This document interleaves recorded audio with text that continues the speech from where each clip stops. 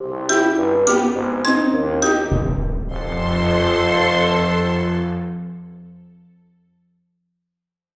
have this morning Orion, and I'm going to let you all tell what Orion is, because I think that's an important part of what's happening this morning. We've got Jack, Amanda, and Erica are here, and we're meeting up this morning with Miss Meadows' second grade class. With that, I'm going to turn it over to the exhibitor. Hi guys, my name is Erica. I'm Jack. I'm Amanda, and today we are going to present from Orion, which is the science storm on campus. Now, I'm a bio major. Jack is I'm also a bio major. And I'm a meteorology major. I study the weather. So today, Amanda's going to be our presentator today. We have the whiteboard behind us. But basically, within Orion, we all come from different science backgrounds, and we all get to learn from each other and help each other in similar classes. So it's a really good community. We're all good friends. Today, we will be teaching you guys how to create anemometers. Now, you might be wondering, what is an anemometer? It's a really crazy word, right? So we kind of drew sort of a basic idea of what an anemometer is. So pretty much it's a device that us meteorologists use to measure the wind. So we have these, technically we have 4 cups, and they kind of catch the wind in the wind, and they kind of spin around in a circle, kind of like this. And depending how fast it spins around, it measures how fast the wind is moving. Anyways, so the process starts from the sun, because the sun heats up the earth, because the sun warms up the earth. And a problem with this is that we have things, some areas are flat, we have mountains, and we also have lakes and oceans. So the earth doesn't warm up the same as some other areas. I don't know if you've ever been, if you've ever gone hiking on a mountain, you feel that it's cooler than it is, just when you started the hike. So this causes a difference between warm air and cool air. So warm air is light, and so because it's lightweight, it's not heavy, it's going to rise up into the sky. So whenever you put your hand over your hot chocolate and you feel that warm air rising, that's because it's light. And then cool air is the opposite. It's heavy. So what it's going to do as warm air rises, you can think of it as hand motions. Warm air is light, so it rises up. Cool air is heavy, so it sinks down towards the ground. And so the reason why you feel a cool breeze is because it's just this cool wind blowing towards the ground.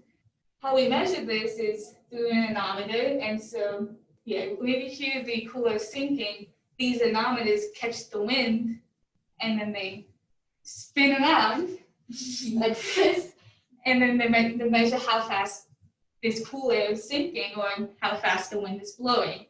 So to start off, we're going to need 4 straws.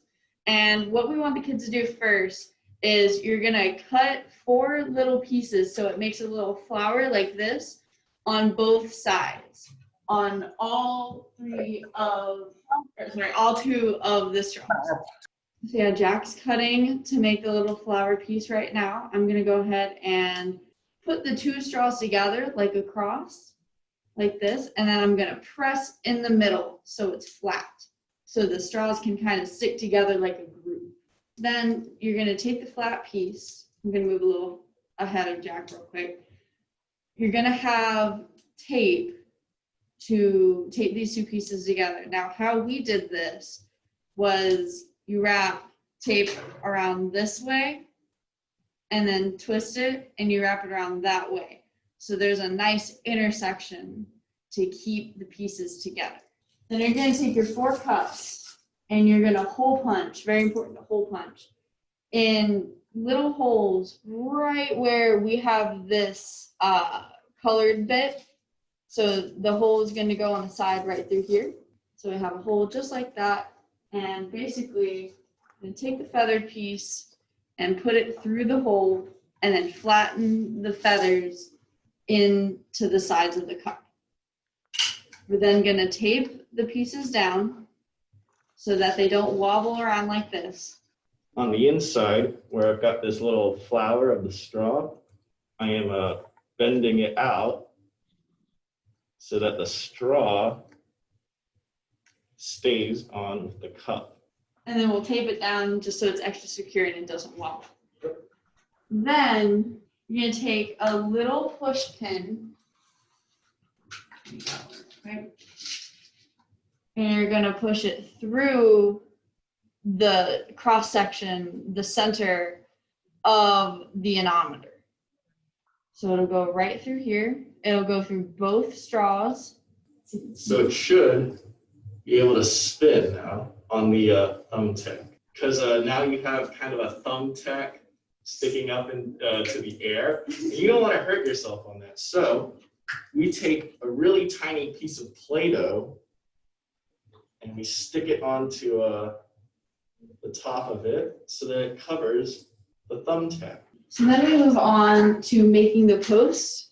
So now we're going to tape one more straw to the bottom of the pin, like Jack is showing. But here's the final product. It'll spin around, but you'll be able to watch the wind spin right through it. So you want each cup opposite of each other.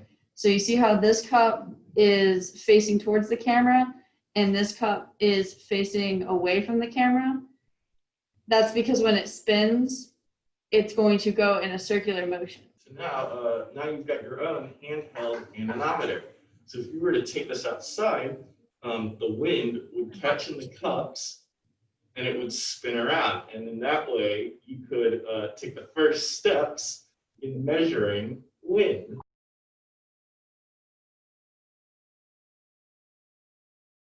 What other tools do y'all use? Well, I know you can measure wind direction. It's called a wind vane. I don't know if you guys ever seen like the classic like chicken on like the roof of a farmhouse, and it kind of like points to whatever direction the wind is coming from. And then there's another tool called the barometer, and what it does, it measures the air pressures. So it's kind of like it's kind of like a thermometer, but it rises up and down based on whether the air pressures are either rising or air pressure is falling. And if you notice that the air pressure, you can actually use a barometer to kind of tell when a storm is coming. So when you see, the barometer go down, it means the air pressure is falling, and that's usually associated with storms. Is there anyone that can measure the temperature of water? Yeah, if you stick a thermometer into Question mute. water, then you can see how hot or cold it is. Yeah, so that's just a basic thermometer. There's no fancy tool for water measurement. You said, why do the cups have to chase each other? Okay, so basically, the cups are, like how, you fill a cup with water, that's kind of what it's doing with the air. The cup is filling up with air, and that's pushing it forwards because the air is moving. Now, if the cups weren't all facing like this, then the air would be blowing on the bottom of the cup. Have you ever tried to fill a glass of water from the bottom instead of the top? It doesn't really go anywhere, It's kind of like the wind is pushing against a flat wall. It can't really move anywhere. So you want them all to be aligned properly so that it will catch that wind and it will continue to move, and then you'll get the anemometer to be able to spin. If the anemometer is spinning like crazy and the wind is blowing really hard, what does that tell you about the weather? So it tells you that the weather is going to definitely change. It could indicate that a storm is coming sometime in the near future. Because if the anemometer is spinning really fast, meaning the wind is moving really fast, that means that whatever, if you ever look up in the sky and you see clouds moving, that's pretty much what the wind is doing. It's also moving those clouds. So if you see, the wind's moving very fast and you see clouds over, far away, those clouds are going to have storms coming soon. Thank you very much to the Orion team. Thanks for getting together this morning and breaking out all the craft things.